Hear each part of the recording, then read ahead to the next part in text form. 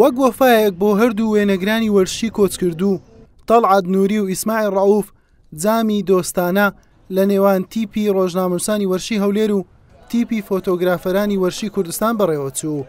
یاریەکە لەسەر یارگاییانەی بروسک لە شاری هەولێر ئەنجامدرا، بەشێک لە بەرپرسانی وەرشی و وەرزشوانان و خانەوادەی کۆچکردوان ئامادە بوون. یەکێک لە تابەتمەندیەکانی ئێمە ئەوەیەکەوە ساڵانە ئەو وەرشوانە دێرینانە یاخود ئەو ڕۆژنامەنووسانە یاخود ئەو کەساتی وەرشانێکەوە ماڵاوای دەکەن لە کوردستان خزمەتێکی زۆری وەرشیان کردووە پێویستی دەزانین وەکو وەفایەکی زۆر بچووک ڕێز لە مادیبوونیان بگرین وەکو دڵنەوەیەکی بۆ بنەماڵەکەیان هەروەها بۆ ئەو جیلێکە لە دوای وانەشەوە مەمارەسەی بواری وەرزش دەکەن بڵێن هاوڵاتیان و حکوومەتی هەرێمی کوردستان و بەرپرسانی وەرزشی و دۆستان و وەرزشوانان ڕێز لە مادیبوونی ئەو کەسانە دەکەن خزمەتی وەرشیان کردووە ئێمە بە پێویستمانزانی ئەم بۆنێ ڕێک بخین. هەستەی گەلەگەلە خۆش بوو کە توانی بە شتێکی و حالا دڵی ئێمەی خۆش کردو دەستی هەموو لایەکی خۆش بێ. باوکم یادگاری لەو ساعی گەلەگەلە زۆر بوو هەستەی وەها ناخۆشە بەس قەدەری خۆیە. لە یاریەکە تیپی ڕۆژنامەنووسانی وەرشی هەولێر بە گۆڵێکی بێوەڵام براوە بوون.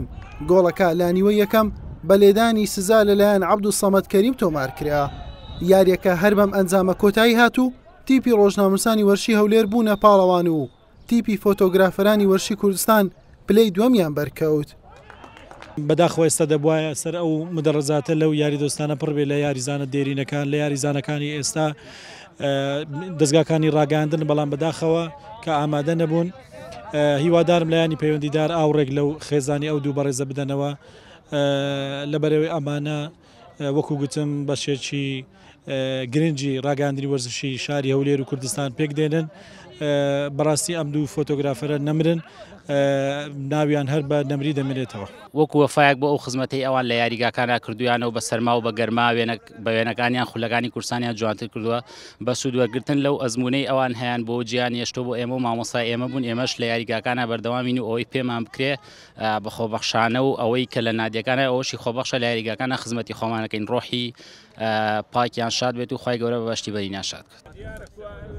دوای کۆتایی هاتنی یاریەکە لەلایەن وەرشوانان و خانەوادەی کۆچکردوان مەدالیا و جامی پلەی یەکەم و دووەم بەسەر یاریزانانی هەردوو تیپ دابەشکرا و باشترین یاریزان و باشترین گۆڵپارێزیش خەڵات کران. حوسێن محەممەد کەناڵی پێام هەولێر.